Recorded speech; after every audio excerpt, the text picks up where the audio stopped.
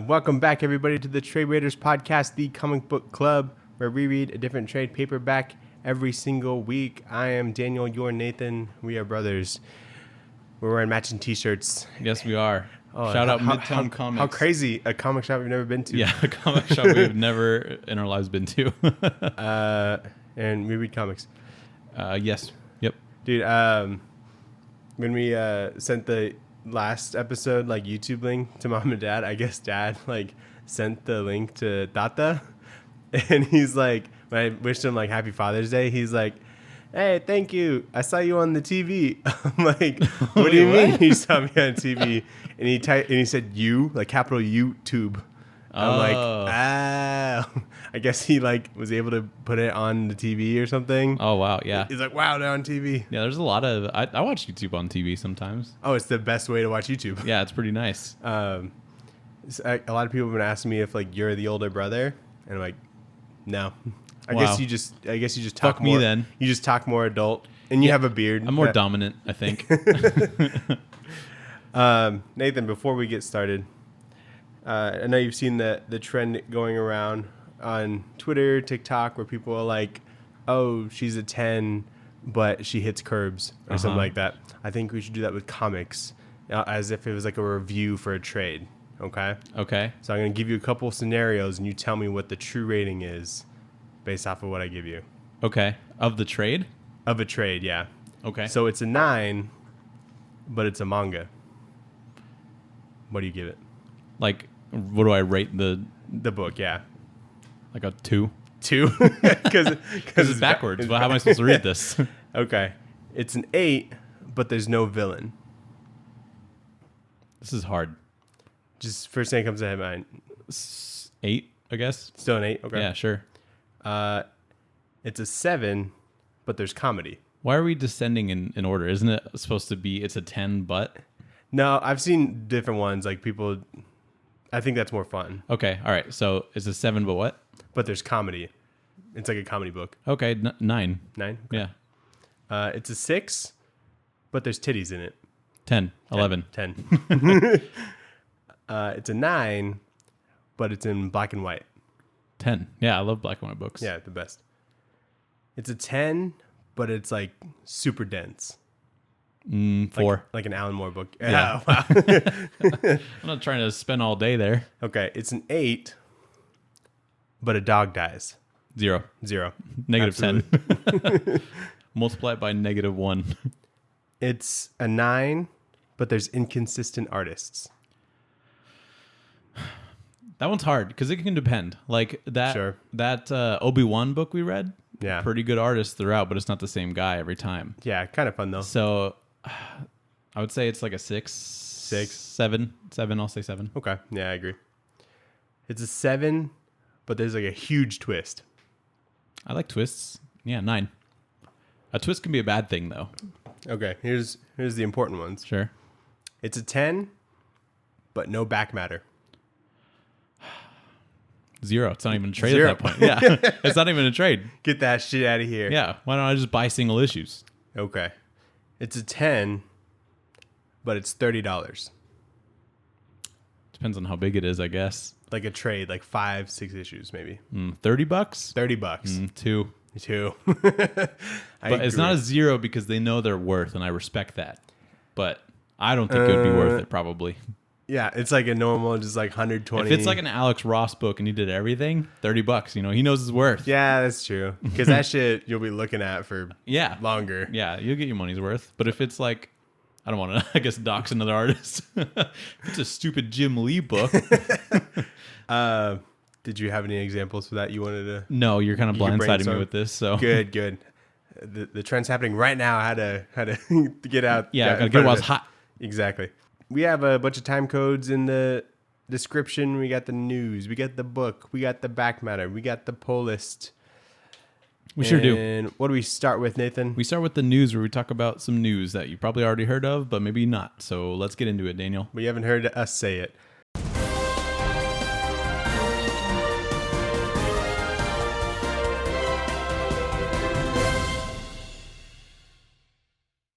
Nathan, the Donny Cates and Ryan Stegman book Vanish on their Substack will be coming to Image Comics in September. Woo! Are you reading that? No. Okay, we'll see it. I don't have their Substack, but Neither do I. It seems like a pretty cool concept, and Ryan Stegman doing his own thing, like creator owned, seems like a pretty it's cool to see him like kind of stretch his legs and see like original character designs by him. Yeah, just like see what like he wants to draw, not necessarily like a Marvel thing. You know? Seems like he'd be a pretty like hardcore artist, like back in the 90s when people were drawing like Spawn and like a bunch of chains and shit. Like it seems like he's able to channel that pretty well. So I'm excited about that for sure. Daniel, sad news. Very sad news. Very sad news. We talked about it a little bit last week, but Tim Sale has unfortunately passed away. We talked about him being admitted to the hospital last week, and like a couple days after that, from recording, he very unfortunately passed away. But people might know him from Batman: The Long Halloween, Spider-Man Blue, Daredevil Yellow.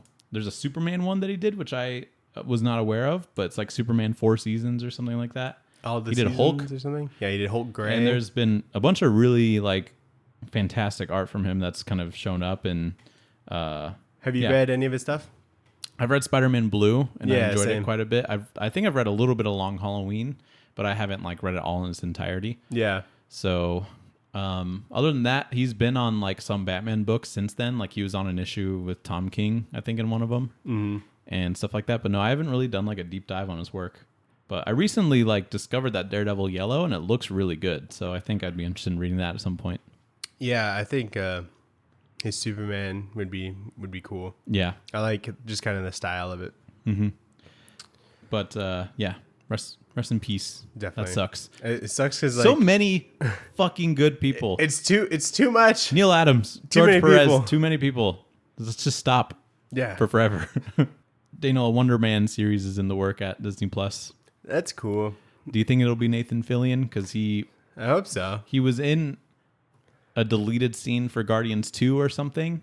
Really? Yeah. So he's like been in the role, but it's not confirmed who's going to be in this. Yeah, why not? But yeah, I like Nathan Fillion. He's got my name. I think he should be in all the things. Yeah, true. He's just got that face that works. Yeah, and I'm like, okay, cool. I like this guy. Nathan, we got alongside the Midnight Suns game, there is a comic coming in September. Oh, cool. Written by Ethan Sachs. Oh, he's good. And art by Luigi Zagaria. I've not heard of him. Yeah, me neither. But I like the sack. Yeah, we love the sack. Yeah, we love the big sack. He's good. He did like Old Man Hawkeye and stuff. So yeah. So okay, cool. Didn't he do a Green Lantern thing? No, I don't think so. Okay. Cool. And then I think he did Old Man Star-Lord or whatever. There's like a whole Old Man universe. I think he did like most of it with Black Widow. Old Man Black Widow. Yeah. Remember that?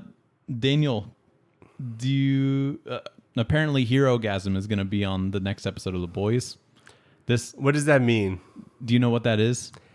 No. Isn't that like a run? Like, isn't that like a whole trade? Maybe. I only know of it because it was like a free comic book day thing of The Boys, like a reprinting of The Boys. Yeah. And so I read it, and Hero-gasm is just like one day where all the superheroes like act like they're going to fight some aliens, but really they're just having a ginormous orgy. Wow. Like all together. And in that issue, it's like very graphic, and everybody... They put that in the free comic book day? Yeah, they did. Like anybody could have picked that up. And so... Well, I'm sure comic book retailers were like not letting kids take it. Yeah, like I want to read The Boys. I'm a boy. Yeah. But no, it's pretty graphic. And so I've seen just like all of anybody that's a part of The Boys on Twitter just like say something about it. Like Seth Rogen even was like talking about how Hero-gasm is going to be in the next episode. So I thought that was interesting.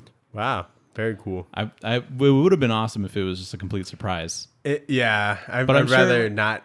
People have just, I'm sure people have read Hero-gasm and they're just like, I don't know what that means. So they'll probably still be surprised, but I know what that is. So I wanted to spoil it for you. People already knew what was going to happen because I think that happens like in the same trade as like the whole Soldier Boy storyline. So I think, okay. Because like our buddy, or Lynn's buddy Corey, like told me like they're doing Hero-gasm in this season. I'm like, yeah, I think we knew that. I thought that was just the name of that trade. Yeah, maybe people knew that. So for sure, that's good to know. there's a Chainsaw Man Part 2 will release July 13th. July 13th. Yeah. Part 2? In a couple of weeks, yeah. Dude. I saw that. Let's go. And it was from someone that you probably don't follow. So I was like, I'll just screenshot this. Thanks, man. Yeah, no problem. That's cool. Because, like, I think it finished in, like, 2019 or something. Or maybe 2020. Yeah. And so it's been, like, a minute. And I just finished it, like, last year. So now you're ready. And so that was and the first part was, like, 96 issues. Like, it's, like. That was part 1? Yeah. Jesus. And then I was like, wow, that was so good. And God, the grind set. Then I looked it people. up and like, I guess there's like another one coming out. Okay. Because the guy who does Chainsaw Man, he also does like another book called like Fire Punch or something. That sounds cool. Yeah, I know. I like both of those. I want to read it. Yeah, I'm like, what a great name. What sounds cool? But yeah, that's very exciting news. I have to look out for that. This is something kind of cool that happened. In the latest issue of Radiant Black, remember that series? It's from like Kyle Higgins. It looks like a Power Ranger looking dude. Yeah. In the recent issue number 15, there's a hidden QR code that leads readers to the ultimate Easter egg, which is a fully animated short film called Versus that includes the voice actor from Batman Beyond, like the guy that plays Batman Beyond, Will Friedle, is the voice of Radiant Black himself. Oh, cool. And it says it just gives you a taste of what the comic could look like as an animated series. So maybe there's something in store for that, but it looked really cool. How long is it? It was like 3-5 minutes, something like that. Okay. That's awesome. Yeah, it looked really great. Like I thought it was an announcement for an animated show, so I was like, this is fucking cool. But That's a cool announcement too. that would be, yeah. Because then it's like the people who buy that shit know about it first. Yeah, exactly. I feel like... But it looks really good visually. It could be like they throw all this money into making this little animated thing and no one even gives the QR code a shot. Like, what else you got, Daniel?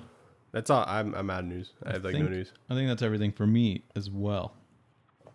Sweet. We love a short news week. Nothing too crazy. All right, Nate, let's get into the book. We have The Strange Talents of Luther Strode. Mm-hmm. This one is by Justin Jordan, by Trad Moore. Coloring Felipe Sobreiro, yeah. Lettering Stephen Finch. Mm-hmm. Have you read anything from Justin Jordan? I have. Very little. I think he was like on some Daredevil event that happened not too long ago, or maybe he was writing Daredevil, and I think I read a couple issues of that, but I've seen him around. Okay. I was mainly excited about Trad Moore, who is an artist that's pretty incredible. And yeah, he has like incredible covers, like on most things we see. And it's pretty cool because I didn't know how old this was, but it was like when she was coming out. It was like before in 2012. The 20s, yeah. And so looking at Trad Moore's art now, you can see how much it's like really matured. Not that this is like not bad, but I feel like his art now is like more fluid kind of feeling, and this is like pretty like rigid and like not really like his style is just matured. What you're used to. Yeah. So I think his artwork works for this book, and I actually kind of learned to like really love it for this. Same. And I think for all the variant covers that he does, he has like more artistic freedom. So true. Those are really cool to see, but I do like what he does here. He fucking pops off on this book, that's for sure. Yeah. I was kind of expecting to be like trippy because of the variants that we've seen, but I'm glad it was kind of more tame for this, so it doesn't take away from the story as much. Yeah, but we should read Silver Surfer Black by Trad Moore and Donny Cates, because that shit gets pretty psychedelic and it's really cool. Well, we already read a Trad Moore book, so we gotta wait a little bit. Yeah, well, we need can't do back-to-back Trad Moore books. To cool off a little bit. Yeah, we can't. We did back-to-back fucking violent books. Let me tell you, dude, this is basically Berserker 2. Like it really is. I was like, Jesus, I need a break. It's just I was thinking the same thing. I've watched too many people get their arms ripped off in the last month. I know. I'm like, I need to read Bone again or something. I need a fucking Chaser book. Yeah, because this book, it's pretty fucking insane. I'm so desensitized by like blood and gore right now. Yeah, I was like, oh, that guy's top of his head got ripped off and thrown across the room. That's fine. Yeah. So yeah, it's basically just like another book, kind of similar to Berserker, where it's just like there's one guy and he's very strong, and nothing hurts him. Yeah, and so there's a lot of fighting. But issue 1 opens up with Luther Strode, obviously our main character, and he's kind of explaining that he has certain talents, which is kind of how they refer to people, I think, that are very strong. And he shows like a room full of blood and dead people, which we figure out the context for later. But then it jumps to the past and it introduces Luther and his buddy Pete, and they're just like hanging out. And Luther wants to study this book that he called the Hercules Method, and he wants to do this to like get buff and get girls and fight off bullies at school and stuff. But that beginning splash page where you just see the room full of dead people is unreal. It's very creative. Yeah, very fun. There's a dude definitely gets you kind of locked in. You know, like, okay, this is what I am supposed to expect. Like, there's a dude stuck in the ceiling, but because he was like thrown up to the ceiling, he's not like through the ceiling. He's just kind of like stuck in there, which is kind of crazy. There's also a severed arm that was shoved through a guy's in his mouth. Yeah, so just a bunch of pieces. So that was pretty crazy. I guess the Hercules Method is just some workout program that he bought. And he's like, "Fuck yeah, I'm gonna get strong now." I wonder. I wonder if this is on like Body Fit. You know, it's just like a workout program that you can get for free now. You could just like look up the Hercules Method. Yeah. I mean, I fucking would too, because like he does get pretty. Because he's got the physique of like a Pez dispenser right now. Yeah, he really does. He's very skinny, but it's cool seeing him like change into like a dude that becomes super buff. I enjoy that aspect. Absolute of it. behemoth of a man. I also like his room. It's got like 100 Bullets poster in like the background, and I think like when Pete's hanging out with him, he's like reading We 3 from like. Oh, Grant Morrison? From Morrison and Quietly. Yeah. And then like in like the second or third issue, there's an All-Star Superman poster in the background. Some sweet references in here. That is little We Easter 3. eggs. Look at that. Yeah. Have you ever read that? No, I haven't. It's okay. I heard it's good. It's okay. I don't believe you. I think it would be good. Dogs die. I heard him. Oh fuck. But like, yeah, you're right. Maybe I won't like it. Because like the year that I was buying everyone comics for Christmas against their will, I was trying to find like a book for like Roxanne, right? Mm-hmm. I'm like, oh, let's find a dog book or something. Yeah, she likes dogs. And so I read We 3. I'm like, maybe she'll like this. And she would not like that. And I got her a blanket instead. Maybe a dog's dying is okay if the main character is dog. You know? If the main character is dog? Yeah. So the main character dying is okay? Yeah, that's fine. Sure. So, okay. But like when like somebody's dog dies, that sucks. I'm like, why did you need to kill a dog? Just let the dog live. But if that's like the main character, maybe it's fine. So at the end of Primordial, if like the dog died, have you not read the end of Primordial? No. Does the dog die? No. Okay. If the dog died, would you be I'm not upset? saying no as in no, he doesn't die. I'm saying no as in I won't tell you what happens. But I don't think he dies. I can't remember. Somebody dies. But if the dog did die, would you be upset? No. Because he went on this like whole crazy experience. Shut up. Anyway, so Luther studies the book and he begins to be able to predict things like before they happen. So it's like one of the talents that he can like learn, I guess. And at school, Petra is a girl that he likes, and she like kisses him, and the bully starts to go after Pete and Luther in dodgeball. But Luther nails him in the face after predicting his move, and so later the bully like wants to fight him in the bathroom, and Luther like has the strength to just give him a brutal and like a bloody right hook, and that's how like this issue ends. So clearly, like this book or this program or whatever is working on him in some form and giving him like these talents, which are kind of like just powers because he seems pretty strong. Mm-hmm. This is basically just like a book for like calisthenics, I think. Yeah, I think so. Because he's just doing a lot of push-ups. Because whenever we see him like he's just doing a handstand push-up, and he's like, I'm gonna do it with one hand now or whatever. Yeah. And calisthenics does make you pretty fucking strong, from what I've seen. Yeah, they're basically just selling calisthenics here. Yeah, and it's interesting when like he can see like an X-ray of like their muscular anatomy, and I'm not sure what benefit that gives him. Yeah, I don't know. I think it's just like a visual element for us to know that he's like using his powers in some way. But it's just weird to like randomly see the bully's like face muscles. Right. But it's also very impressive. Like face muscles must be really fucking hard to draw. And Tradmore does really good with just like the contours and everything of like musculature. So I think that part's pretty cool. I like how the high school is called Voorhees High. Yeah, I like how I think most of the like buildings that you see are references to like horror movie like icons, because there's like a Kruger bar or something. Oh, really? And there's like a Myers hospital like later on. So I was like, okay, this is a fun little addition. Also, kind of dispersed throughout the book, there's like a villain. There's like villain stuff happening. There's like a villain brewing. So you know like what this will lead to, but it's just like a couple random pages here and there. So in issue 2. Hold on one sec. When they're in like the bathroom with like the bully. Yeah. The bully like barges in. He's like, "Hello, bitch fucks."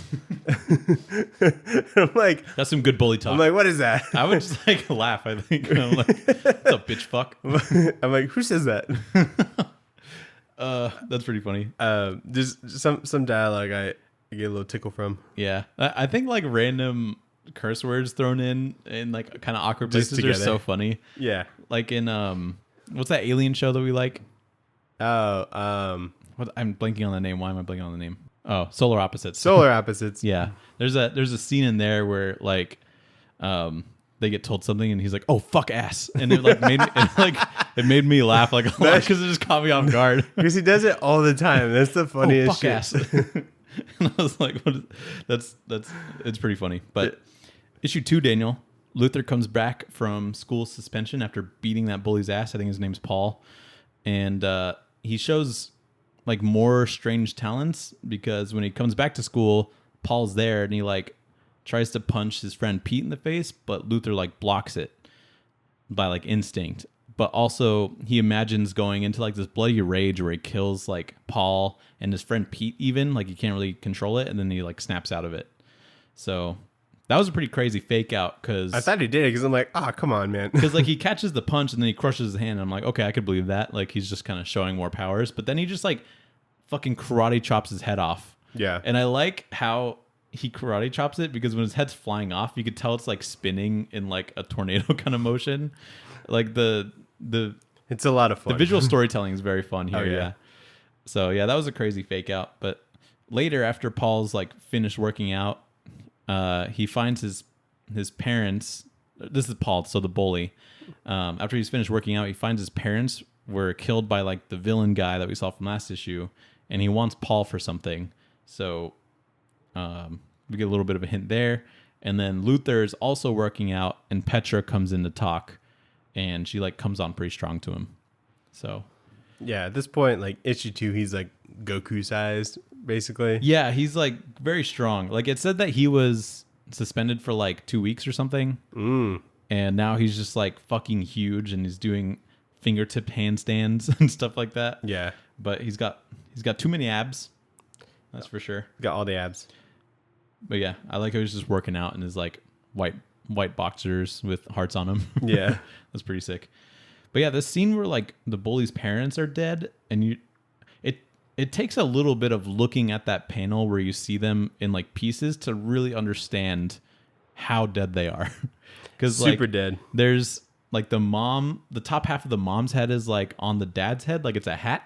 Yeah. And then like the dad's lower half is like in another chair. So like he had to presumably put the lower half of his dad in that second chair. Yeah. Which is funny to me.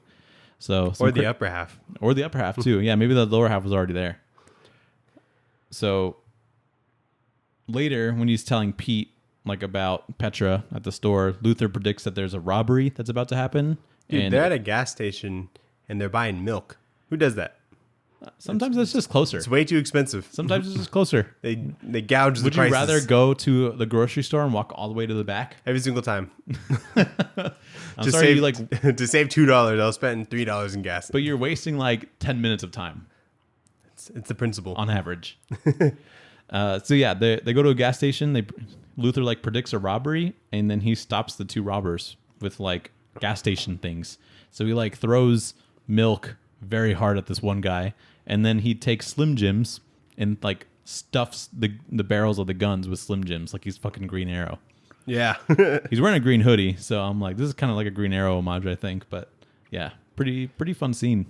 Issue 3, Pete's real excited that his friend's like superhuman, and he gets him like a suit, which he then like goes to use and stop crime with. And he stops like this abusive boyfriend, but the girlfriend's like kind of still defending that guy still. So he's like, man, this superhero stuff kind of sucks. And so he stops by Petra's house and tries to talk, but she kind of gets caught. I like his getup. I like it too. It's like really the mask cool. is super cool. Yeah, the mask is like the best part. The rest of it's kind of just like Daredevil vibes almost. Like, yeah, it's just like a hoodie. Yeah, the black suit's like kind of low key. He's got some crazy boots, but they're covered mostly by the pants. But yeah, I think that mask is like the coolest part. I like how he like gets it from Peter. Yeah, because he's like really excited to have a super buff friend, or superhero friend. But yeah, super solid suit. And I like how he patrols for a while, like the city at night, and he's like, this is boring. Like, which it would be most of the time. It's not like there's crime on every corner. So he's just like kind of jumping around the city at night. When he's fighting that dude in the alley, I thought it was a little cringy when the dude comes at him and then he like says Olay and like dodges him. I'm like, come on. But this guy's super buff. Yeah, he's huge too. Yeah. But yeah, I agree. I think that part was a little like, is that racist? I don't know. is that racist? But it's just, I don't know. Just a little lazy, I guess. I mean, it's the first time he's being a hero. He's kind of was just like a cringy kid before this. I suppose. So maybe that's part of it. But I guess there's like a underlying story about his dad being like very abusive and has got out of jail recently. Yeah. And so his mom's been on edge. Mm-hmm. And so he's like, don't worry, I'll protect you. I'm buff now. Yeah, I'm fucking huge, obviously. Which is cool. Yeah. Because it's like, I got to protect my mom, which you got to. And then, so Luther finds out that the robbers from last issue were being transported, and the robbers, as well as the cops that were transporting them, were killed by that random dude. So Luther doesn't know who this is, but he just saw that the robbers that he stopped are fucking murdered now. So he's like, this is weird. And that scene where that happens, where this random villain guy punches like through the roof and he like caves in the cop's head, it just like, it's so brutal looking. Like he makes his head my look, favorite one. He makes his head look mushy. Yeah, it's like this like whole whack-a-mole kill. It really is. It's crazy. And then to end this issue, Luther finds that the guy, he goes to find the guy beating his wife again, and turns out he's a drug dealer. And so he starts to like beat the shit out of him. But then we meet the villain, and he comes face to face with Luther for the first time. Mm-hmm. And this dude fills out a suit pretty well. I like a big buff man. I bet he can't give anybody a hug without ripping his shirt. He'll definitely rip his shirt. So issue 5, is that where we're at? Issue 5? No, issue 4. 4. So Luther and this guy named the Librarian, is what he calls himself. They fight, and the Librarian reveals that he has plans for Luther, and then he like knocks him out. So there's a big old fight there, which is like pretty brutal. Like it lasts like 2 double splash pages. Yeah. Which is pretty nice. And then the Librarian calls the goons from the guy that Luther beat up, like the abusive boyfriend, and he sends them to somebody. We don't know yet. But when Luther later wakes up, the Librarian like has Luther's dad there, and he explains that he's like with a group of people that believe that murder is like natural and like a method of gaining knowledge, and people that murder, I guess, would like write down their experiences on like this book, and it would be passed down generations. And that's how the Librarian made like the Hercules method. Mm-hmm. And so I guess with this long lineage of murderers, you find out just like how to have superpowers. Yeah, I guess it's like, I think that's like the idea. And like the superpowers are what they call like talents, which is an interesting name for it, I guess. But it's really not powers. I think it's just like people can like activate this in order to get like humans to their like highest potential. Yeah, I think so. So then after he explains that, like he wants Luther to kill his father, but when Luther refuses to do that and he like tries to walk away, the Librarian just like kills his dad. Yeah. So then he tells Luther about like the guy's going to kill someone in his life, and Luther assumes that it's his mom, so he like runs back to his mom, but it ends up being Petra instead.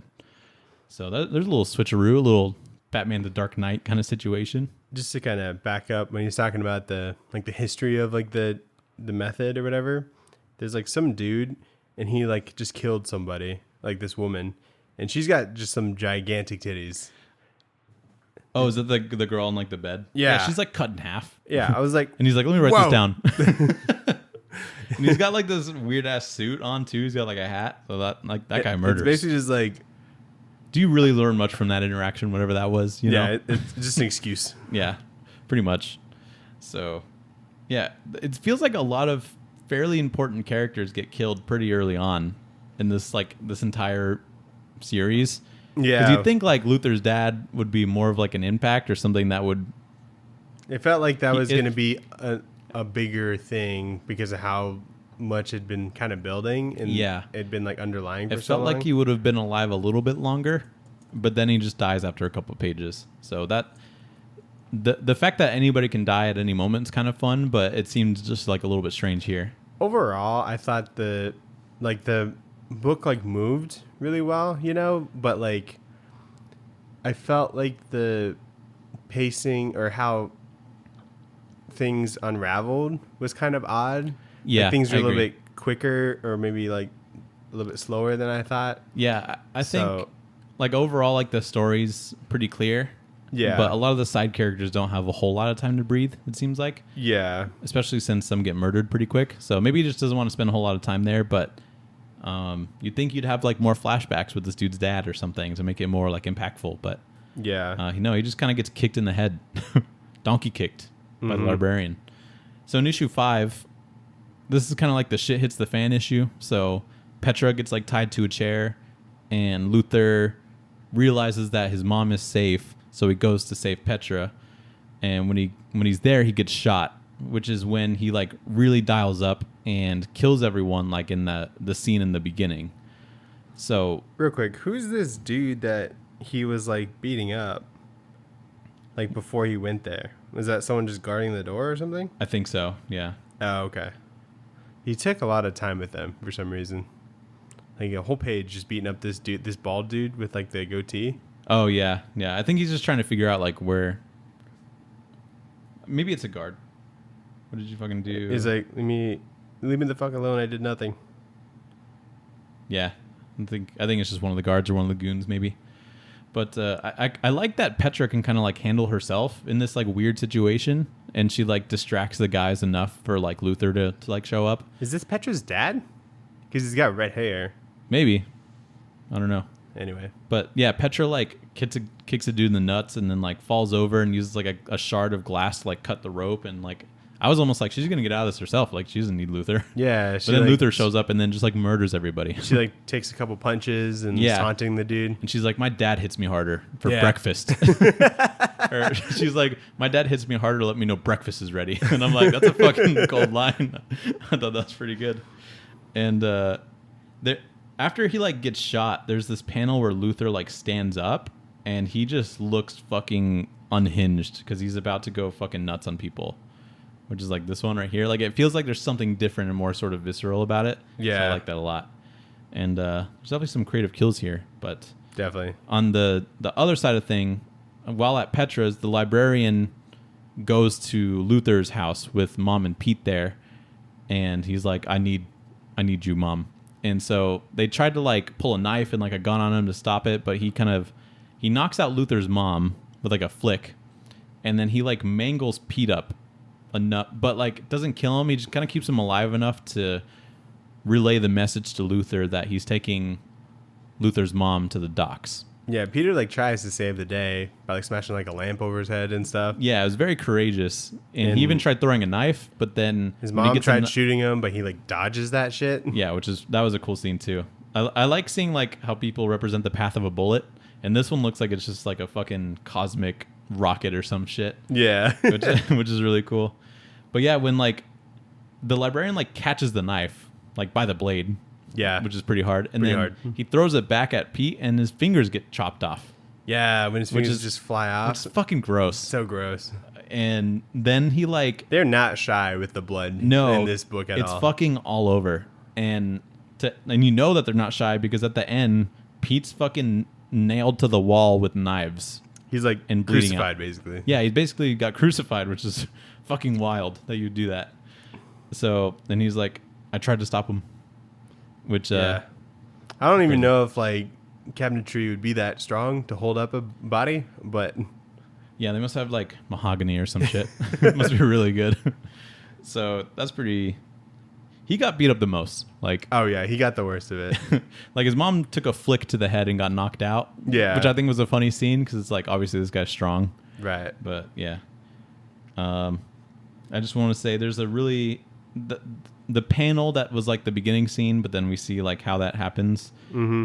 There's a different angle where you see like the bottom half of like the dude's head that got ripped off, and you just kind of like see like the lower jaw and like his tongue, and I'm like, this is fucking disgusting. Yeah. He gets really creative. Like, shout out to Treadmore. You ever see that, like, I don't know what it is. I think it's like a comic, but it's like a mouth that opens super wide and the eyes are in the mouth. No, I haven't seen that. It's I'll have to really search for that. I don't know what. I don't know. It's something that I've seen before. It might have been in like Bone or something or some cartoon. But that's what it looks like. Yeah, it looks a lot. It reminds me of that. Yeah, that makes sense. So, issue 6.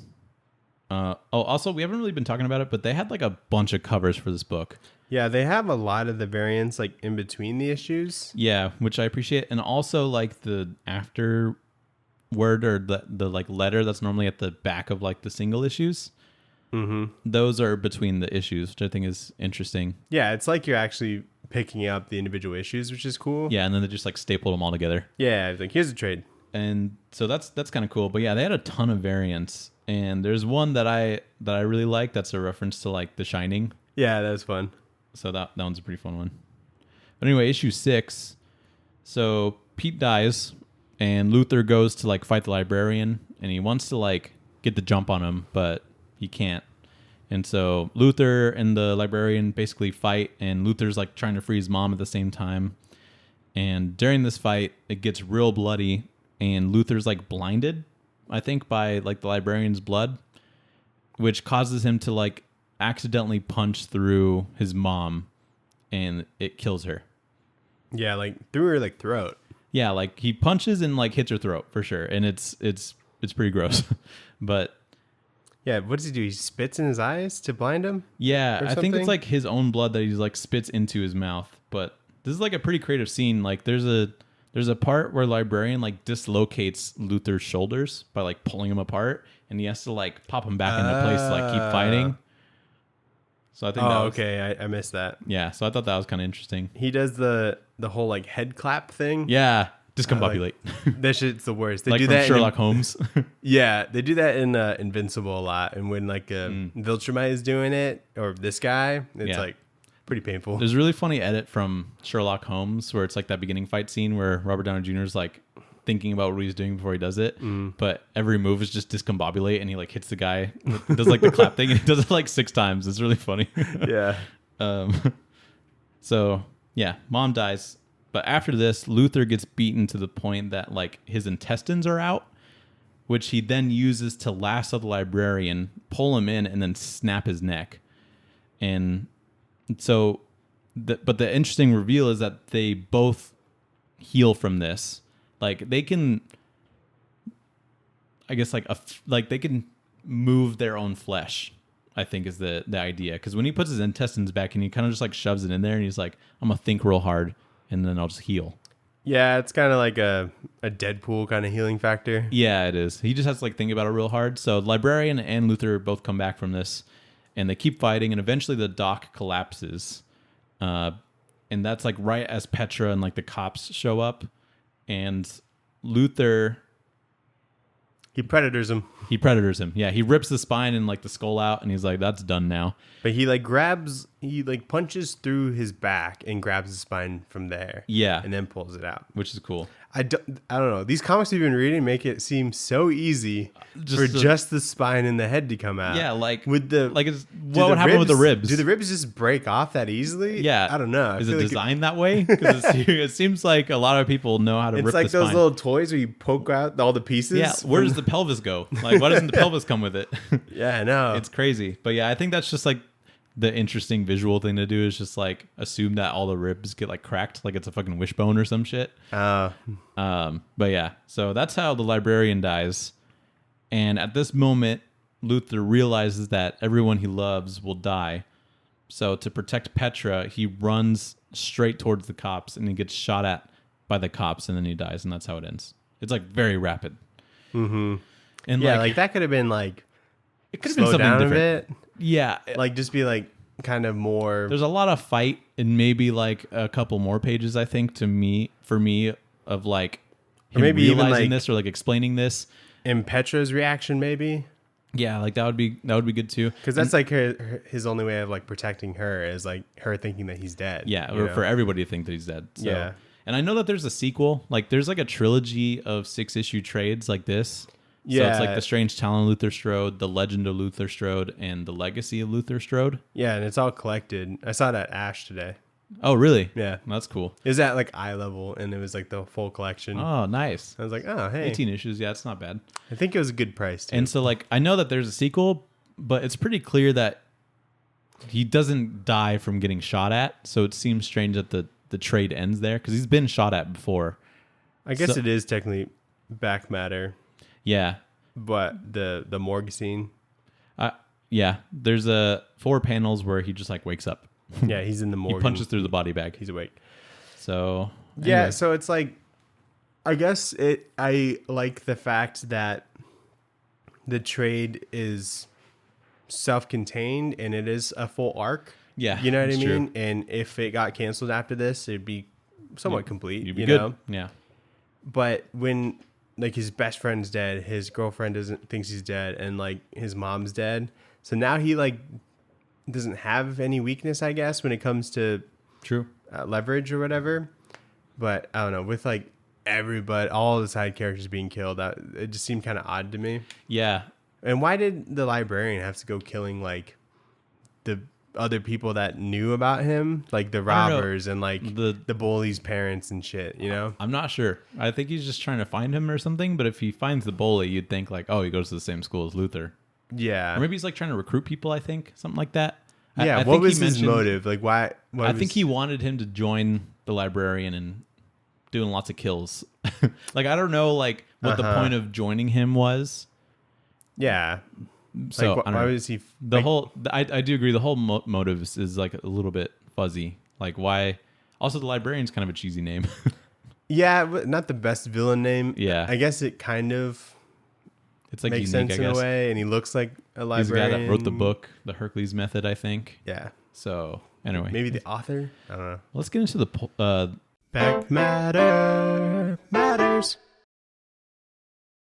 back matter matters, Daniel, and it's more covers. We get a kind of an afterword from Justin as well. Oh yeah, we do get an afterword. I think I read it because I was like, "What the fuck just happened?" Yeah, I read through it. He basically is just like, I hope I made an impact, and I tried to make a tragedy kind of deal, and It was a little tragic, yeah. yeah. But we get a bunch of variants. There's one from James Herron, which is like one of my favorites, which is this like super bloody one. Oh, okay. I like that guy a lot. There's that 4-panel sequence where he punches through the body bag, and then it shows a teaser for the Legend of Luther Strode coming in 2012. So look out for that. Did you see that there was a Nick Patara variant I did, which is super cool. It's or Patera? Sorry. Nick Patera, yeah. It's cool seeing like artists that you like recognize, and you're like, these people are like way better now. Yeah, yeah. Or like they this is found, still really good, but yeah, it is a really cool variant. I didn't even recognize that it was like Nick Patera though. So you can tell he's like really refined like his work ever since working on like stuff with Jonathan Hickman and doing like his new book coming out pretty soon. So yeah, pretty cool. Just some variants, but we got a lot of the back matter sort of scattered throughout. yeah. But they got Is a it- lot of artists. Is on it this. the same variants as like throughout the book? No, there's like a couple extra. I think these were like pinups or something. Oh, okay. Um, I like how someone drew the cover of the Hercules Method. yeah, I like that a lot. That's fun. Get buff today. Are you tired of being puny? I am tired of being puny. So, But anyway, what would you rate this book, Nathan? it wasn't like my favorite, just from like a story perspective, but I do really enjoy seeing Trad Moore stuff. Yeah. I could probably read all of his stuff and enjoy it a lot because he's a really good artist. I'd probably say I was satisfied from this. Sure. So I would say it's a It's okay. Just go like it. I don't. I feel like we lean too much on Cold Stone. For those of you that don't know, we have like a system where we don't rate things 1 to 10. We just kind of come up with food things. I think this is like a 3-finger combo from Raising Cane's. Okay. Like, it was just enough for me to like enjoy it, you know? And I'm like, that was worth it. Yeah, mine's on the border of like and love it, but I still think I go like a signature like it, you know? Okay. Like something I don't get all the time, like maybe like a mint ice cream with like some Oreos crushed up in it. That's good Something stuff. like that. Yeah, very tasty. Maybe some fudge. Yeah, very reliable stuff, you know? Yeah, it's good. Like I like reliable. it. There's nothing I dislike about it. There's maybe things I would change, I guess. Yeah. But nothing I was like, whoa, you know. And you eat it real fast. So eat it real fast. The pacing wasn't very... Yeah, this doesn't feel like 6 issues. No, not really. When I saw that like the trade was like 180 pages, I'm like, oh, this will be a long one. But it felt like pretty short, actually. Yeah, definitely. Because there's like a lot of action, and then there's a bunch of stuff between the issues. It's not a dense. It even shows book. like the previews for like random other image series. Yeah. Like you said, Chew, but there's like other ones in there, and it was like, check out the Fatale. And I'm like, oh wow. But it was like Chew number 22 that it was like. Yeah, like super early on. Yeah. So I'm like, there's like 5 more years of Chew coming And then out. like at the end of this, they had like the ad for The Legend of Luther Strode, and it was like coming in 2012. Yeah. Watch out for this. So it's like over 10 years old. Yeah. So I've heard people talk Pretty fun. about Luther Strode. So I guess there's like maybe he gets better. I don't know. I think most people probably read the first trade. Yeah, I would assume so. But I like it overall. Pretty fun. Definitely. So let's get into the pull list. Yep. Shove it in your box. The pull list, the pull list. What did you shove in your box? Dana, we went to the comic shop at the same time. We sure did. We ran into each other. And what's his face? What's his name? Drew. When I walked in, you were already there, and he was like so excited. Like it was like the biggest crossover since Endgame for him. He was like, "Oh my god!" And he like pointed like to you, and he was like, "Your brother's here." And I'm like, "Oh, that's fun." I was just looking at trades, you know, like maybe there's something I would just take home because I had a lighter week. Yeah, exactly. I didn't see you at first when he was like pointing. I didn't see you there, and I'm like, I guess I'm walking over here. Yeah. But yeah, we were both there. So I picked up a bunch of things, actually. Okay. I picked up Clementine, the Walking Dead image book by Tilly Walden. You know, I was reading something today, and I thought I was reading this After school? Yeah, and in the back, there's a couple pages from Clementine, but I thought it was like a preview for the next issue, and I read it, and I'm like, this is sick, and it ended up being a preview for Clementine. Yeah, they're really trying to push this. So I'm gonna go get that shit. Yeah, and I understand why. Like the free comic book day thing, it was like a full issue. Was that like going to be part of it, or is that just like a? I think it's just a prelude. Like it's nothing like really important happens, but I fucking loved it. Sick. And like I tell Wait, that did you get the part where it's like she's just walking with her little peg leg and she stabs someone in the face with her peg leg? Yeah. Okay, that's what was in there. Okay, yeah. I think the free comic book day went a little bit beyond that, or maybe Probably. it was like right after that. But in the free comic book day issue, she's basically like just trying to survive. Yeah. And she has a peg leg that she like made herself. Nice. Is that what was in there? I don't know. They didn't show her making it. It was just her walking. She like happens upon like a couple people, and then they take her to like a community, and there's a doctor there that makes like a better prosthetic leg for her. Cool. And she's like super appreciative of it, but she's like, I have to go. And everybody's like, no, don't leave or whatever. And I could tell that it's going to get very sad because Clementine's such like a vulnerable character. And you just want her to and I just be want happy. the best for her, but Yeah, I know. she's gonna get fucked up in some way, and she's already fucked up. She's already beat up. It's like a continuation of like the Walking Dead games.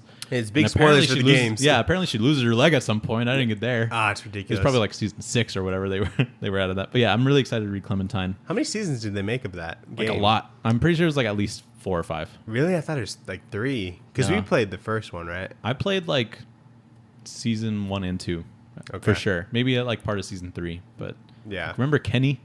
Yeah, that bitch. Yeah, that bitch. The dude fucking sucked. Yeah. He comes back. But anyway, I also picked up World's Finest number 4 Same. from the Dream Team, Mark Waid, Dan Mora. with that shitty Green Lantern cover. No, it's so good. What do you mean shitty? Green Lantern's on it. It looks really cool. Yeah, no, it's incredible. Dan Moore is at his peak right now. You just don't like the Green Lanterns on there because I like Green Lantern. I tried looking at all the other covers, find something better, but I don't think they have variants coming out for that. There was 2. Oh, really? Yeah. That's cool. One looked like a video game, and the one was something else. Okay. But I picked up Silver Coin number 11. Mm-hmm. It was a double dip chip week, so New Burn number 8 and Batman the Knight number 6 came out. I got those as well. And then I got Bloodstained Teeth number 3, which I'm really excited about. I saw that. Nathan, you didn't get Jana and the Impossible Monsters 10? I don't know where I'm at with that, so I stopped picking it up. What? I buy it because I know I can read the rest of it in like 30 minutes. Yeah, it is very quick. And just to support the boy, Chris Samnee. How is he still coming out with 2 books? I have no fucking clue. It boggles my mind. I listened to a podcast with him and Laura. What's his wife's name? Oh, I don't know. Because she helps I think write Laura it, Samnee, right? yeah. Laura Samnee. Somni. And apparently he is just like really quick. I don't know. He's able to just like do it all kind of thing. Cool. I wonder how he's gonna do Firepower, Jana, and Inktober this coming October. How's he gonna do it all? It's like one panel. I know, but it takes time. Yeah, I guess he does like a warm up though. You got to think about what to do. Yeah, I think he does a warm up every day, which is crazy to me. There's just like a bunch of warm up. The people who are like the best, they like draw like every day. Yeah, true. You know what I mean? True. Like, even on their day offs, they're just drawing. Yeah, it's crazy. It's just in their veins. So it seems like I just got everything you got. Cool. What'd you read? But less. Nathan, I read Do a Powerbomb number 1. Hell yeah. And before reading it, I was like, I'm just going to read it and then just drop it probably. That's what I was thinking. I was like, I don't know if I'm going to love it. And Drew's like, do you want that on your pull list? I'm like, sure. And so I'm like, I'm going to have to tell him I don't want it anymore because I don't really care about WWE stuff. Yeah.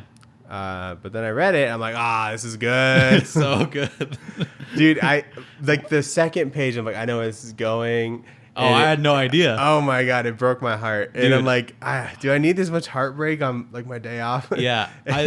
I love just Daniel Warren Johnson's ability to take something that he fucking loves unconditionally and just translate that energy into comics. Because I felt fucking something while reading this book. Yeah, and I like where it's going, and it doesn't even need like the extra element that was at the end that was added. Like, just what it was really cool.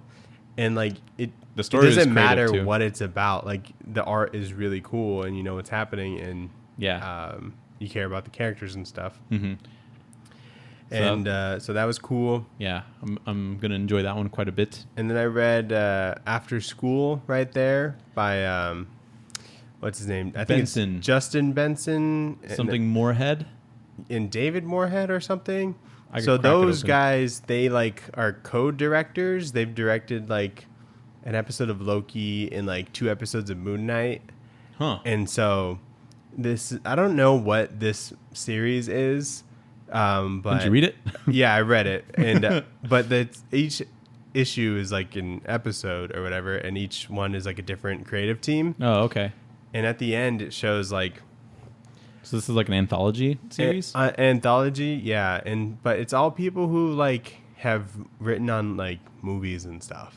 Interesting. Like, so it's really cool. It's really good. I mean, I think you should read it. Like, I think you'll enjoy it. I'll read it, yeah. But I'm not like, read it now. Yeah. I'm like just letting you have it because I'm like, maybe he'll like this. Okay. And that's all I really read other than our book. Okay. I read Jurassic League number 2. Yeah, pretty good. That's so fun. It's like a guilty pleasure almost, like how much fun I have with that book. Oh yeah. It's just like, it's so dumb. You're so but it's genius at the same time. If something's not very clever, I'm just like, it's whatever, and just like kind of keep going. But sometimes things are not clever enough to where it's just like good again, and that's what I think what this book is, because I get giddy talking about it. It's so fun. Like just like it's super easy to sell. Superheroes with dinosaurs? Are you fucking kidding me? Yeah. And it's incredible. Like just I want them to do a statue of Bat Soarer or something. Oh, dude, that'd be great. Like that would be the best statue I think that they make of Batman. So definitely. I'm really and there's like a Bizarro Oh yeah. dinosaur and like a giganta. It's just so fun. So I'm enjoying that series quite a lot.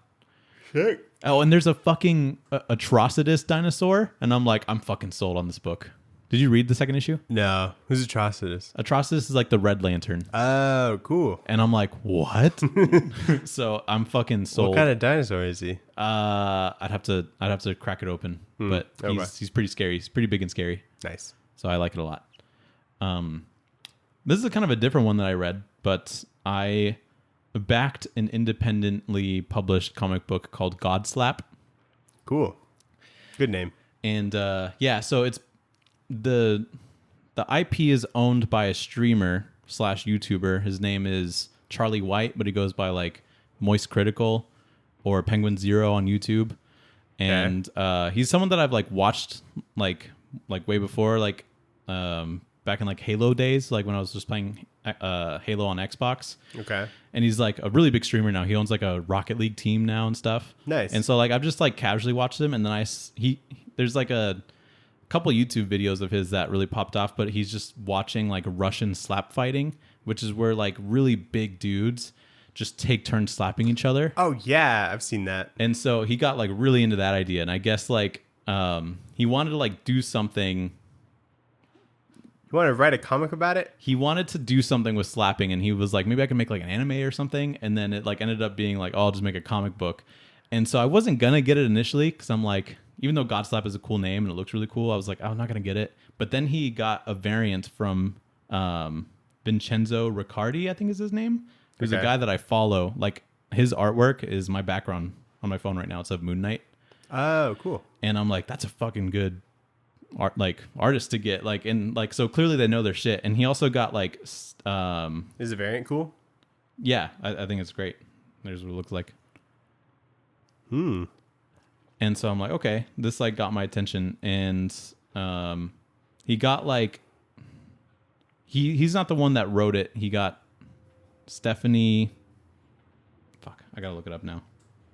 But it like wasn't him writing it. Brown. He just maybe Stephanie Brown. Hold on. No, that's like Robin, I think. The only thing I think of when I think of like Russian slap fighting is like one video where it's like this gigantic dude and then one smaller guy who's like super fucking tattooed, and the tattooed guy like slaps him and like barely phases the big dude, and the other dude just fucking like hits him on like the side of his head and like knocks him over. It's fucking brutal, dude. It's Stephanie Phillips. Oh, okay. So like, is she like married to Sean Phillips or something? Is that what it is? I don't think so. Oh, okay. Well, Stephanie Phillips, I've seen her like write stuff, so I'm like, okay, this is a for real writer. And so I read the book. Oh, it's like out? It's like out. I thought Like, you said it backed it. I did back in. They like shipped it to me. I backed it like a couple weeks ago, Oh, that's fast. and so I read it, and it was all right.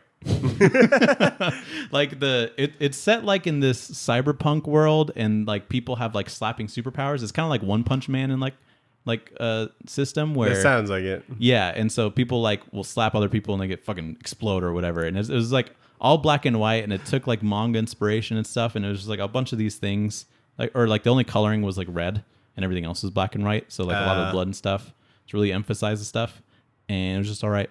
Okay. So I wasn't a huge fan of it, but I thought it was an interesting thing to try and back. So That's fun though. I spent $15 on it, and Was it worth it, Nathan? it was worth it for that one, but I won't pick up the rest, I don't think. Wow. But they had some like really Was it interesting. like a trade or just a single issue? It was an oversized issue, but it Okay. probably wasn't more than like 50 pages. Yeah, I guess with shipping and stuff, I guess it makes sense. Yeah, and the variant was more expensive. I wanted the artist that I like, so yeah, that was something I read. I also read World's Finest 3 and 4. I had to read number 3 online. Okay. Oh, But yeah. number 4 is super fun. Nice. Yeah, I fucking love Dan Mora. There's a really funny panel in 3. Have you read 3? No. They're fighting like Supergirl's fighting some magic people, and Robin's like, "This is bad. You're vulnerable to magic, right?" And she's like, "Yes, but I can still punch magic users." And I was like, "This is such a great book." So Yeah, it's like you're not supposed to just back away altogether. Like, you still gotta just like help. hit them before they can magic. You know? Yeah. That's all you gotta do. But yeah, that's everything. What did you watch anything? Not really. Just like more Barry, more Better Call Saul kind of things. Nice. Yeah. Getting real caught up on Saul. Yeah, Lalo is in it now. Yeah, That guy's fun. that guy is a lot of fun. Um, He's he's so fun to just like watch. He's like goofy, but he's like sinister. Yeah. Like you're scared of him, but you look forward to when he talks. And like I laugh all the time when he's on screen because he's like funny, and I don't really know why, but he just makes me laugh. I thought it was odd the first couple episodes where they go to that like that money wiring place or whatever, and he just like goes in the fucking roof and he jumps down like the he's a panels, fucking superhero, and he just jumps down no problem. And like murders the it's kid. like no impact, and then just like kills this kid. I'm like, what is this? Like, yeah, that's one of the things. Like, I laughed at that scene because it's so bizarre. Like those like support things that hold up the roof panels are not strong at all. No. They're like aluminum. So however he like got out of that situation, and then he walked over. Yeah. And then he also broke one, so he had enough room to get down. It was just like I suspended my disbelief for sure. I did too. But I just thought that part was funny. It didn't play out super goofy like in the show, but just like thinking about it, like that's bizarre. Yeah. So where are you at with the show right now? Are you on season 5? Yeah, like the middle of 5. Okay. Did you see the part where Jimmy has to like get rid of his car? Jimmy has to get rid of his car. Yeah, or the Saul. Yellow one? Yeah. Nah. Oh no. He still has the car. Okay. All right. So that where I'm at like the point where I think the last thing I remember seeing was like Gene was fucking Gus was showing Gene like the hole in the ground. Oh, okay. And it was after like the German dude like did Was all that shit his crazy? shit. I felt so bad for him. Yeah, I know. And I'm like, he did this to himself. But he like, was so fucking understanding too, I which know, is he's like like, heartbreaking. I know. And what he had to do to like say to his wife to get her to go home. Oh, Dude, getting home, fucking Mike. Getting to your destination in like another country after like a 16-hour flight or whatever, and then just having to go right back. Yeah. Insane. It really was crazy. And so, very cool. yeah, it's like around there. And then I like this season a lot. He's Saul now, which took a fucking minute to get to. I know. I'm like, is he going to go the whole show without being Saul? Like, I started thinking that like around season 4. There was a court case that he was handling where like this cashier like swore to God that his like defendant like took money from him. Mm-hmm. He's like, you swear it's this guy. He's like, I swear to God, nobody else. He's like, well, my defendant's in the back. And then the judge is like, God damn it. This is just some bartender I found.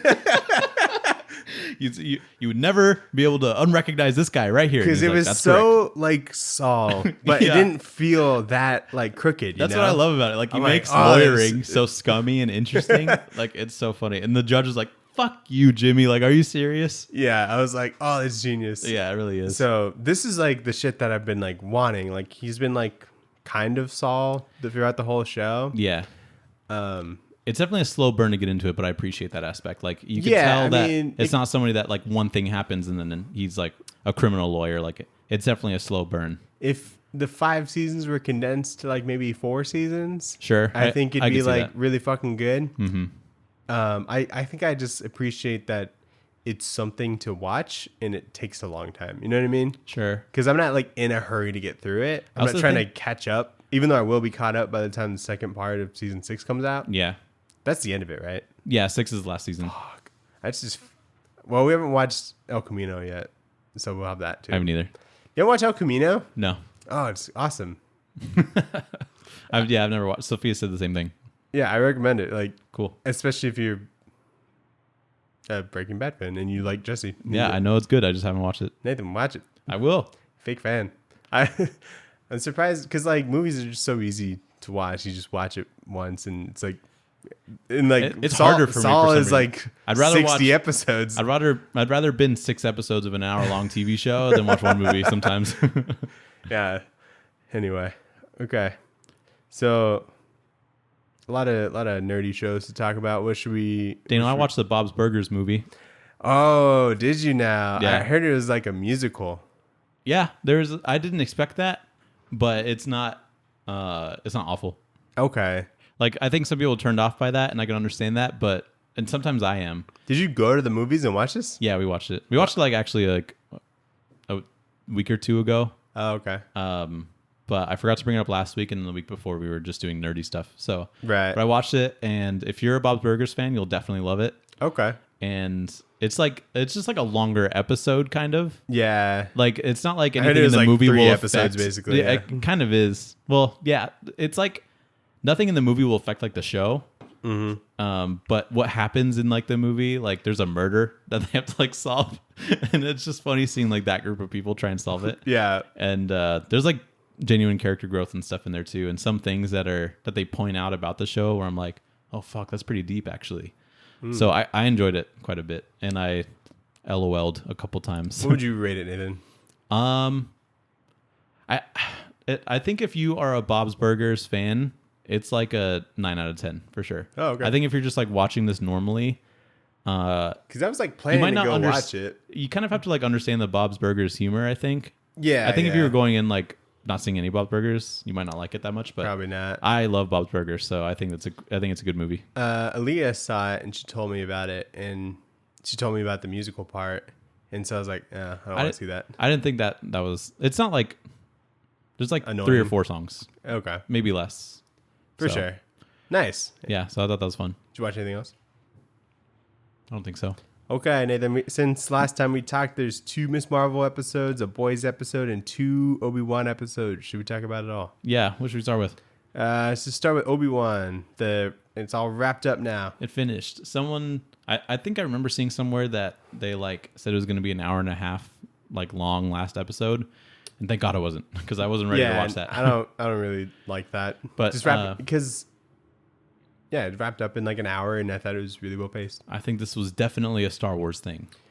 Yeah, I like how at the beginning they have like warnings now. Like it's like you might not like what's in this. I think it's more of like Did they? I must have missed that. I think it's more for like a parental control kind of thing. But maybe they're like if your kid's maybe they're 4, just talking about Star Wars fans. Like, hey, you might not like this, so get the fuck they're over talking it. to 4-year-olds and Star Wars fans who have the maturity of a 4-year-old. Who are also 30. Yeah. Yeah. So- Yeah, like this is, I think, like overall, it's like a Star Wars thing, and it's just as like cheesy as Star Wars. It's just, like the action is like it's genuine Star Wars, which I think is cool. Do you mind if we talk about each individual episode? Sure. Just so I can cut it up into more videos and more content. Sure. All right, so episode 5, we get like a little flashback of them fighting. Oh which yeah, is that was really cool. They like sparred. Get to see Hayden Christensen all Kind of older. all young. I've seen him like in interviews and stuff. I'm like, damn, that dude got old. Yeah, but I mean, it's like not fair. It's like 20 years ago. Yeah, I know, but like he looks good. he for looks whatever really his age good is. for his age. Whether But he's 50 or 60, I don't know. when you like rewatch like the prequels, like and just so used to him looking like that, you know, I know, like it's that's just different. All I've ever seen him. Yeah. as. It's like that and Jumper, and I haven't seen anything else from him. So like to see him like in interviews, I'm Yeah, like, he's not oh, in any God. other movies. No, he's not. That's all he did. He's banking off of Jumper, obviously. Yeah, and then we get Kumail Nanjiani throughout the last 2 episodes, which is fun. I appreciate that. His name's Haja. Haja. If they come out with a figure of him, I'll probably just buy it. I want a like, Haja comic. Someone's like, is that Kumail Nanjiani? I'm like, it sure is. I want a Haja comic where he's Dude. just scamming people, and he like has to come up with Jedi tricks. Yeah. I think that'd be funny. It'd be funny if like he scammed like kid versions of like Jedi that we see later. Like Mace Windu. Like it's like Cal Kestis or I guess it something in wouldn't be there. Mace Windu, but yeah. No. There's like newer Jedis. It's like Rey or something. That'd be cool. Yeah, definitely. So the third sister was a youngling. I think people kind of predicted that. I didn't, and I appreciate that she was like a part of Order 66. So I think it's a cool idea. Yeah. What the fuck is her motive? Like even watching like the 6th episode, I'm like, so she hates Anakin, but blames Obi-Wan for it, and so she's like, I'm gonna go work for Anakin, and I'm like, what is this? Well, she works for Anakin, hates Kenobi for some reason, and then like the 6th episode, I think she just was trying to hurt Anakin, even though Anakin doesn't know about what she's hurting, you know? Because it's not until like the 4th episode or something. Yeah, it just or always episode very weird. 4, like A New Hope, when yeah, Darth finds out about the like kids. I think her origin's pretty cool. The fact that she's an Inquisitor is cool, but Yeah. like her motives through the whole thing are so strange to me that she like hates Anakin for doing what he did and killing those younglings, which is so funny that they like made content off of that Yeah. in general. But she's like, That's I hate exactly what I wanted. She's like, I hate the guy that killed That's these fan younglings. service at its finest. I know. and And she's like, I'm just going to go work for him, and then I'll get back at him later. So it's just very strange. But keep your enemies closer, Nathan. Yeah. There's a sweet Darth Vader scene in episode 5. Is that what we're talking about? 5? What do you mean? What scene? Oh, like the fight? The fight between him and Reva, but also when he's trying to get the people from leaving, and he just forces the whole ship. He just grabs it, and then he throws it down and he rips it open. And I'm like, oh my god, those people are fucking dead. And then they leave again, and I'm like, we can't just do that again. No, I guess it's a different ship, Nathan. A different ship, sure, yeah, but like they leave. Pulled a fast one. What would they have done if like that first ship just left? They'd been fucked. They'd be like, "Oh shit, go!" We should have been on that one. Because what if he just let the first one go? Why did he let the second one go? He's like, "No," and then he sees the second one, and they're still parked, waiting for him to stop it. He's like, "Oh fuck, I can use the force." And yeah. I guess like because all his force is focused on the one thing. He ran out of stamina. There was a bit in like that one character that like I don't remember her name. The lady that helps Leia and Ben. Oh, yeah. Yeah, she dies. But there's like a droid that sacrifice. Yeah. I love a droid sacrifice, Nathan. I didn't care about that character up until she died. I was like, but when she like sacrificed herself and she's like holding up that grenade thing, I was like, this is fucking cool, actually. Star Wars is kind of reusing things. They're using a lot of droid sacrifices because IG-11 did that at the last episode of The Mandalorian. Yeah, but it hurts me emotionally when a droid dies for some reason. Yeah, I know. I and then I'm like, especially I gotta get a toy now. Yeah, especially one that because it's part of my heart that hurts. Yeah, exactly. I can only fill the void with the toy. Yeah, the thing with the grenade, like I don't know why she didn't just like throw it. She could have, but like before the troopers got there. I think they were still trying to kill her, so well, I guess she could have thrown it. Yeah, I don't know. There's a lot of common sense that I had a problem with. I just like that scene, so I'm okay. Cool, she kills herself. Yeah. Ben tried to like surrender in order to get Darth Vader down there, in order for that whole plan to work. Yeah. So like him and Reva worked together for a minute there. Yeah, because I guess she was trying to kill him when she got close, but that didn't work. And there's this sick fight where he's just like not even using a saber. He's just fighting her with the force. And she's trying to go ham. He like rips that lightsaber in half and then like throws the other one. Yeah, dude. There's like one half of it. And I have an unreasonable like desire for one of those Inquisitor lightsabers that actually spin. Yeah. Which I know is completely unreasonable to want. And I don't know if they'll That's not. I mean, that's pretty cool. It is really cool. I don't know if like it's possible to make one of those, that would be functional. A lightsaber? Like the one that I have. Oh, yeah. Maybe. It's not that hard. I don't know. It seems hard. It'd be expensive. And then he just breaks it in half. Which is pretty funny. Are those supposed to break in half? No. I think they. Are they supposed to? I think they break away. Yeah. Oh, maybe.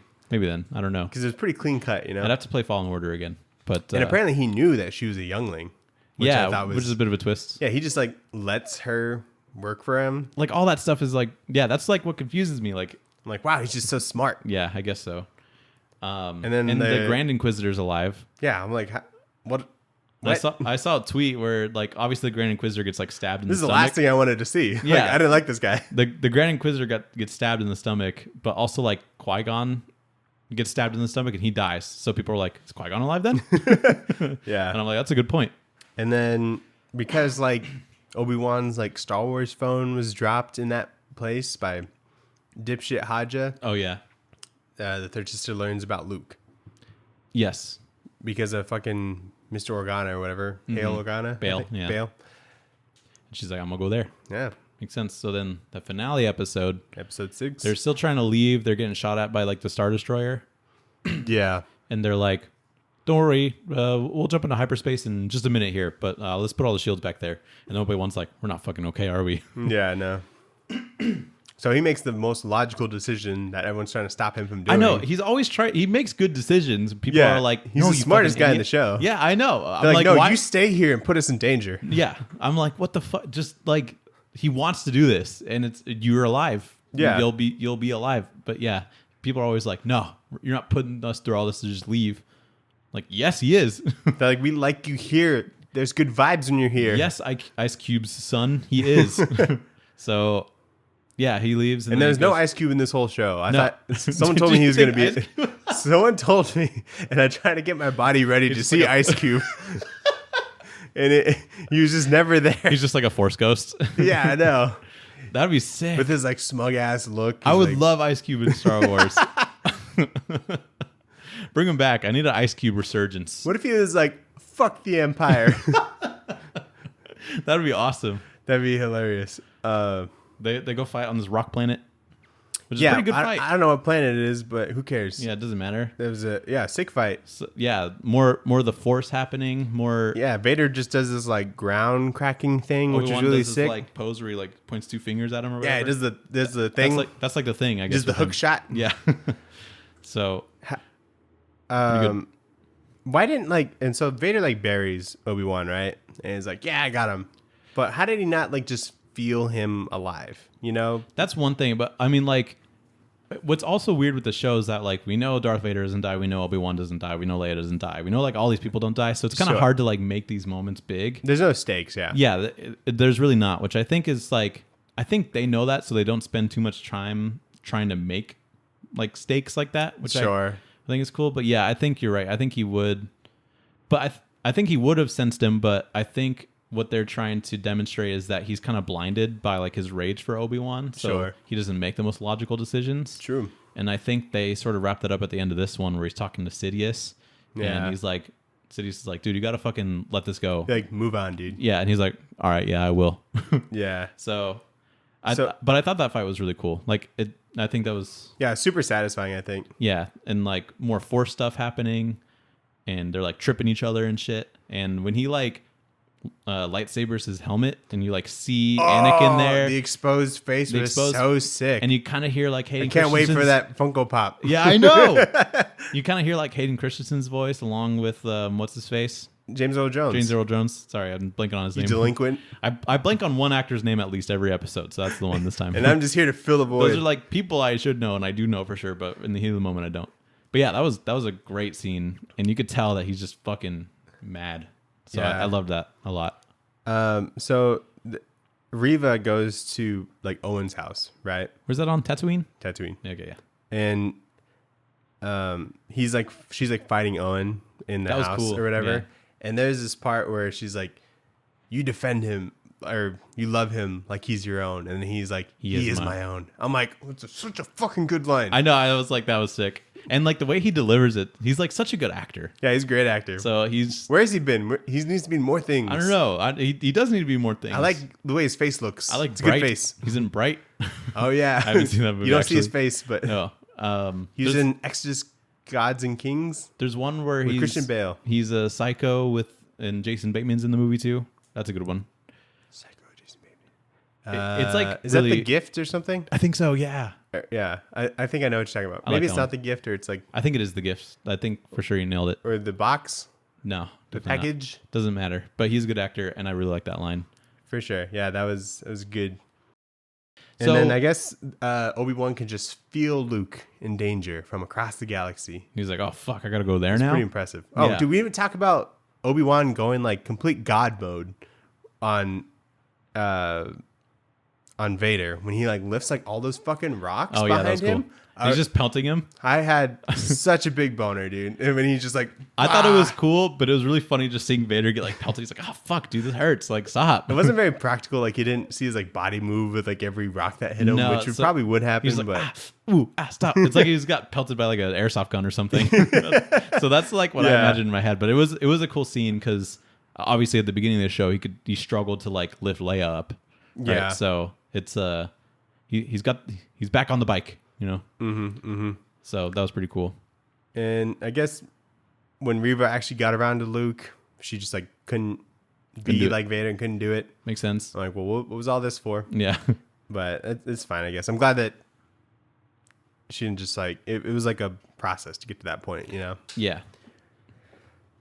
Pretty good. And then he says hello there. he says hello there. Yeah, I'm like, we did the thing. They had to do it. I thought it was fine. And then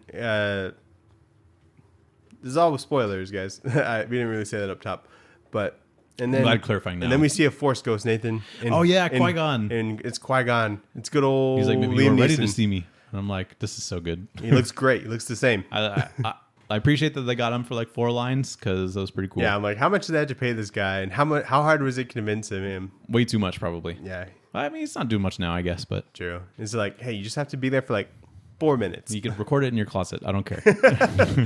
Yeah, we'll do the rest. So yeah, that was pretty cool. But overall, I think like it wasn't like perfect. It was just like very status quo for Star Wars. You know, like I think it will make everyone happy. You know, I think so. I don't think anyone will like hate this. Yeah, It wasn't like a perfect show, I don't think so. but I did enjoy the shit out of it. I probably won't watch it again. I like unless I did like a rewatch or something of like everything. Even if I did, you know, I'd rather watch like Mando season 1. I think I'd probably first. do all of Mando rewatch. Yeah, I like all of Mando. So of Star Wars shows, it's above Boba Fett, yeah, I would say. Boba Fett was fun towards the end. Yeah, I like all the shows. They're just not like amazing to me. But I have. I'm fun ready with this. for like. I just love Ewan McGregor too. He's like such a good actor. Yeah, I'm so glad they got him back for this. I'm Yeah. glad they got like everybody back for this. Mm-hmm. I'm kind of prepared for like Andor to be like better than Obi-Wan. I think it could, just because we don't really know much about him. So And it just looks really good. Like it's amazing how good these shows look. Like the whole Star Destroyer just doing its thing. I'm like, this is a movie. why don't they put bigger guns on that thing? Yeah. Why I don't even they, know where they're shooting from. There's just random green lasers popping out. Why don't they just put have big guns? Why don't they have a fucking like machine gun on this thing? Just like You'd think so. Like it's just like this is a tiny ship with little rear shields. choo, choo. I know, and they're missing. They're exploding. They're like randomly exploding in space too. And I'm like, why does that happen? I don't think I've They're noticed not that before, like but aiming where the ship is going. They're aiming where it's at. they'd be so bad at Space Invaders. I know. Solid show though. What else we got to talk about? We got Miss Marvel, Nathan. Yes, Episode 2. We didn't talk about it. we didn't. No, because Sophia hadn't seen it Sophia yet. was here. Okay, yeah. What happened? So this bracelet unlocks the superhuman part in her or something. Something like that. There's a training montage. Kind of fun. Oh yeah. Mm-hmm. The show kind of gives me like Disney Channel movie vibes a little bit. Just kind of the tone, It is, yeah. but like It's a tone, in like a good way. it's a tone that's different from the other shows, and I think that it works to its benefit. Yeah, I'm just like having that's what fun. it should be. It's a kid in high school. It's like a fun, silly show, and you know she has to save a kid who really enjoys ice cream pizza, and she's like, "Those 2 different things." I don't know. Yeah. And I thought that was a good joke, you know. But yeah, she's just like trying to be a hero, and she's like, "Oh my god, I'm trending on fucking Twitter. That's cool." Yeah, And- apparently TikTok is like in the Marvel universe. Officially? I would expect. Yeah, I would expect that much. I guess your great grandma Aisha, Yeah. brought shame to her family, and there's rumors that she had affairs or like put curses on stuff. Mm-hmm. So damage control is like looking for her. Yeah. Which is cool to see them dude, again. that kid about the ice cream pizza, he's like taking selfies from this window, and it's literally the most dangerous thing. And I'm like, why how did he get to this? And I don't know. It was just so dumb that he was doing that, you know? What was he? Was he like sitting on the windowsill? Yeah. Oh, okay. That's pretty dumb then. I mean, kids, I would believe that. I do. It was just dumb. Mm-hmm. It was kind of strange that she just like had her costume, like when that happened. Yeah, I think she just kind of keeps it. It was near. during this like festival thing. Yeah. But yeah, she had it near, Had it nearby. comic book logic. Mm-hmm. And then it turns out that Kamran's mom is the woman that she's been seeing in like her visions. Yeah. So I thought there was something funky about him. yeah, I do like that scene where he has to pretend to like be a cousin. yeah, And it like totally works. yeah. But yeah, so It's like, why are you British? oh yeah, true. It's like, oh, it's a joke. It was an impression. He's like, oh my god, it was so good. Yeah, But yeah, in the 3rd episode, it's like we find out about Kamran and like the whole family, and they're like jinns, I guess, from another dimension. And I'm like, this is strange. yeah. I'm like, I didn't get. Jin? I'm like, are they just like saying inhuman but not, or saying it or something? I don't know. I was Nope. like waiting for them to. Jinn is like a thing. Like, Yeah. which they elaborate on later. But yeah, so they're just like trying to get back to their dimension. It was the pacing of this third episode was weird because Super weird. we meet the family and you're like, these are pretty chill people from another dimension. Pretty cool. Yeah. Later, they're like, oh, okay, and we're the villain now. And I'm like, oh my gosh. Because like the way to get to the other dimension's kind of dangerous, according to Bruno. Yeah, it could And explode. they just went ape shit when they found out about this. Yeah. And I'm like, what do you expect her to do? Yeah. Is she just supposed to go like that and like fix everything? I don't know. Why are they so mad? Do they want the bracelet? Mm-hmm. But it's Yeah. kind of annoying that they call it like a bangle. Maybe that's the official term for what that is, like the bracelet thing. Oh, yeah. It just makes me think of the tiger. I didn't think of anything of it. I like that wedding, though. Like, it seemed like just in general, like they were having a lot of fun. And I was like, it this is seems pretty fun. hype. Like, wow, this is a pretty well coordinated dance. I know. I was Everyone like, was in on this shit. This looks pretty fun. So far, I think Miss Marvel's a way better Green Lantern than Green Lantern. Yeah. Every Green character Lantern that's like a we've Green Lantern character is better than Green Lantern, like live action. That like must hurt. Adam Eve is then like Invincible, way better Green Lantern. Yeah. So I just can't wait until there's some sort of moving Green Lantern that's really good because it's gonna happen.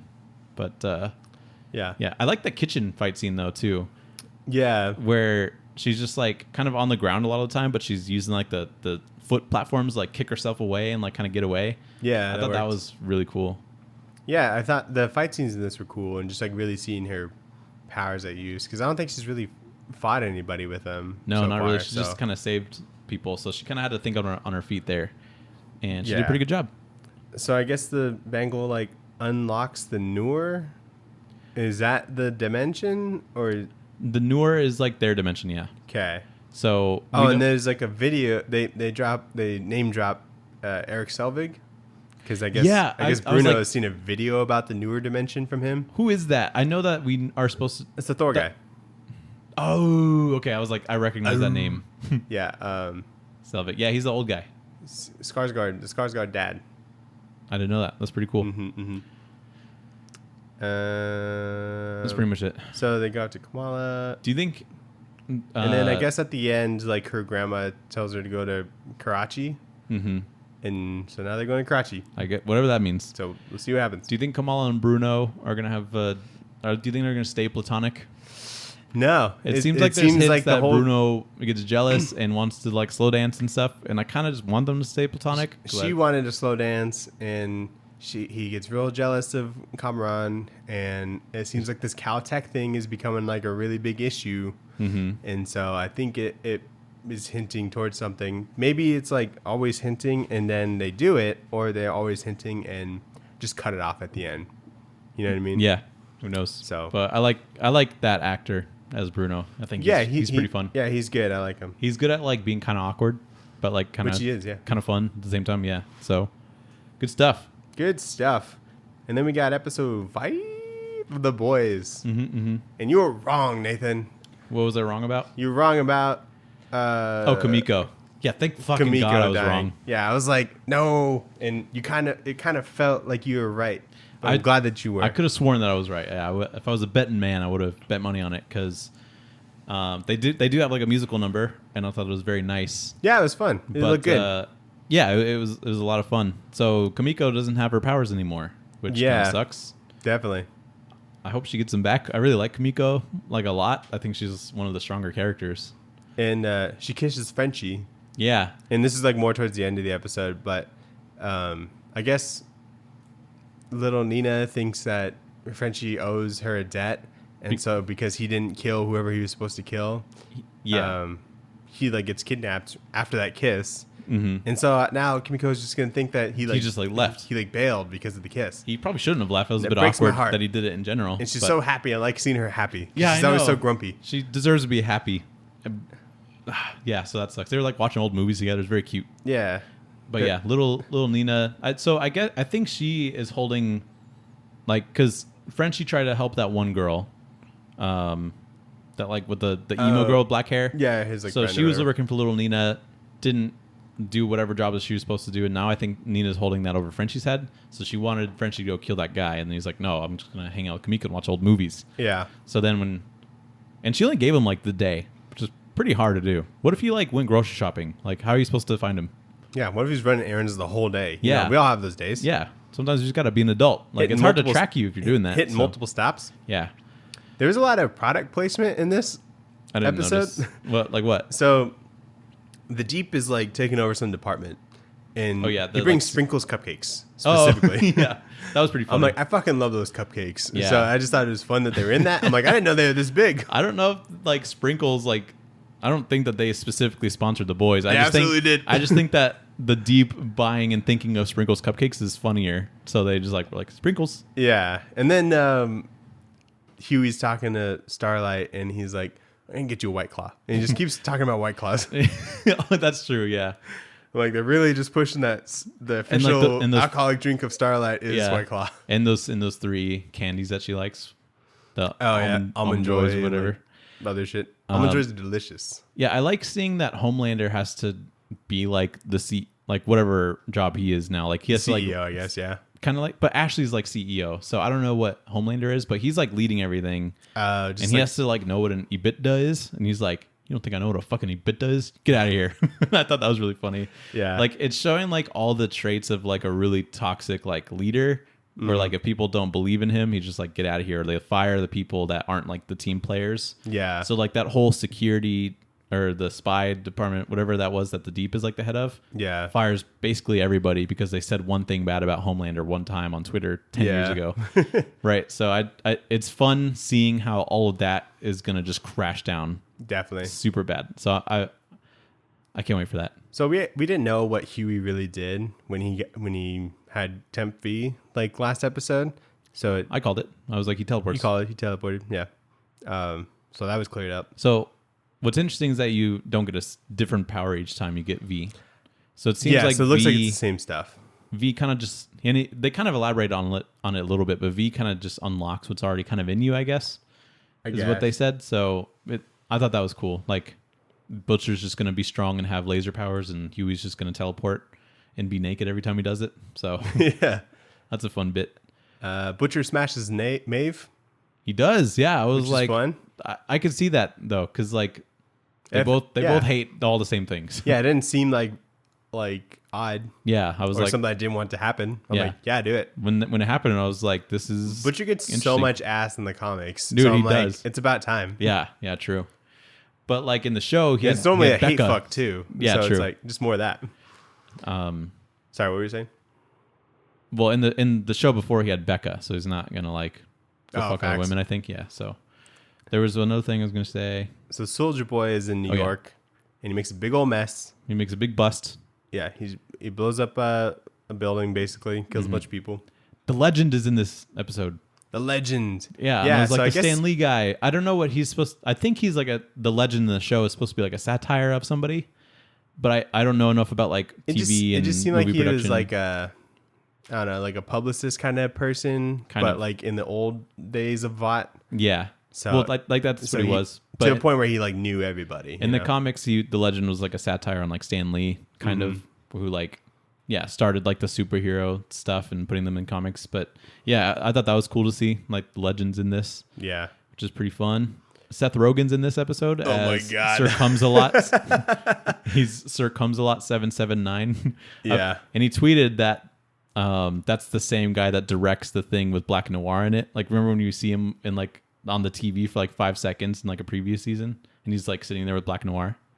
Seth Rogen was like, that's the same guy. He's also Sir Comes-a-Lot. So I thought that was funny. And yeah, Crimson, what's her name? Crimson Rain? Crimson Countess. Yeah. She like does porn, which I thought was. Yeah, she does like the. I was like, how much of these anal beads are we about to see right now? I was very I was curious. like, yeah. Mhm. So that was funny. But yeah, Soldier Boy. So and it Kills turns her. out that she knew that he was in Russia. Yeah, I thought that was kind of a interesting twist. Like, she just like didn't even get paid for it. She was like, yeah, take him. Yeah, So she knew. she like hated him. Yeah. And then Soldier Boy visits the Legend to get like his super suit back. Mm-hmm. And so when he still uses his chest blast to kill the Countess. Has he always had that? Is that a new thing? The suit? No, the blast? chest No, blast. that's new. Okay. I think from whatever Russia did. Mm-hmm. And like his suit like just survives the blast. Like I thought it was gonna rip open or something because of the blast, but I guess it That'd be neat. just works. Just don't think about it too hard, I guess. It's just something I thought about. I'm like, I thought it was gonna melt off of him or it'd be a rip or something, but no. Seeing all the like tests that the Russians did on him was pretty crazy. They're just Yeah. like firing an AK in his mouth. Yeah, dude, that was Like, gnarly. What kind of science is this? It's kind of just like fuck around and find out kind of science. Like, Yeah, dude. can we poison him maybe? So yeah, all that stuff was crazy. But so now they decide to work with Soldier Boy to try and I guess pit them against Homelander, and we'll see how that goes. And Starlight's like, you shouldn't fucking do this. Why didn't you tell me or whatever? And it was like right after he was like, no more secrets. So he kind of set himself up to not look very good there. Yeah. But that'll be interesting. And then Homelander and Black Noir like took Maeve somewhere. Oh yeah, that's right. Yeah. So yeah. Things are ramping up. Yeah. I don't good really stuff. know why everybody hates Soldier Boy like that much. Like people fucking hate him, but what we've seen of him so far, he's just kind of douchey. Like you know? people like Crimson Countess or like everybody that well, like he probably wasn't great to be in a relationship with. yeah, probably not. Or like he beat up Gunpowder or whatever, but it doesn't seem like he's as big of a presence as they're making him out to be like this season. Presence how? Because like everybody's talking about him, and there's like obviously like he killed MM's family, and we don't know like all the details on that yet. But No, I thought they expanded on that in season 2. No.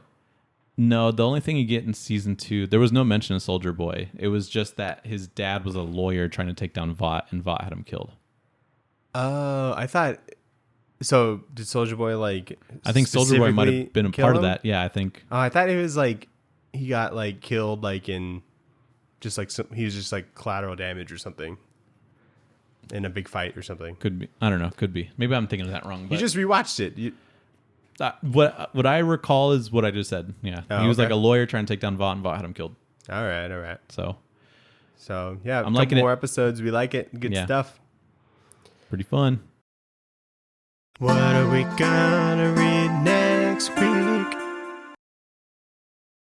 All right, Nathan. So what should we read next week? Do we have anything going on next week? Nope, not really. What's the next thing that we like have to read? Is it Thor? Thor? Okay, cool. That'll be fun.